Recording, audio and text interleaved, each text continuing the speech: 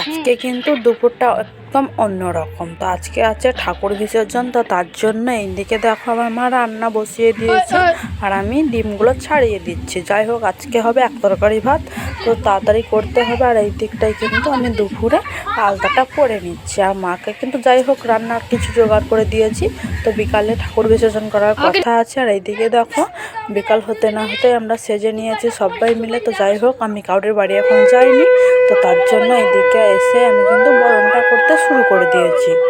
তো আমি আগে ফার্স্ট বরণটা করলাম, তো আমার কাকিমারা বরণ করবে। তো যাই হোক, আমি কিন্তু এই শাড়িটা চেঞ্জ করব, তার জন্য আগে বরণটা করে নিলাম। তো আমাকে বললো কাকিমারা, আর আমি কী করতে হয় না করতে হয় জানি না বরণে, তো তার জন্য আমার কাকিমারা বলে দিল সব কিছু। আর আমি দেখো এক এক করে নিলাম। আর এইদিকে আমি কিন্তু পানটা দিয়ে ঠাকুরের গালটা সেঁকে নিলাম, তো সেটাই করতে হয় বললো। আর এই দিকটা দেখো মজার ব্যাপার, ঠাকুরের কিন্তু আধার কার্ড বের করেছে। তো কারা কারা বের করেছে জানি না, তো আমাদের এখানে মা সরস্বতীর আধার কার্ড বের করা হয়েছে। তো কাদের ওই দিকে আমি জানি না আধার কার্ড বের করা হয়েছে কি না। তো এই দিকটাই কিন্তু আমি প্রথমেই দেখলাম আধার কার্ডটা বের করা। তো যাই হোক, একটা মজার ব্যাপার, তো ভালোই লাগছে। ঠাকুরের আধার কার্ড কে কে বের করেছো কমেন্টে বলো প্লিজ। এই দিকে দেখো আমি বরণটা করে নিয়ে নেমে চলে আসবো।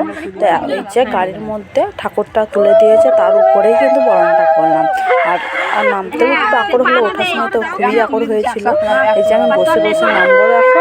আর এই দিকটায় কিন্তু আমার বরণ করা হয়ে গেল। আর আমি বরণ করে এসে কিন্তু আমি বাড়ি চলে গেলাম। তো যাই হোক, আমার হয়ে গেল বরণ করা। আর এইদিকে দেখো চুলটা মুছতে বাকি ছিল ঠাকুরের পাতে, তো ঠাকুরের পাটা মুছে দিলাম। এই ঠাকুরের পা মোছা চুলটা কিন্তু আমরা কিন্তু লিখে দেবো। চলে এসেছি হয়ে গেল। আর সেসব পাতা চলে গেলাম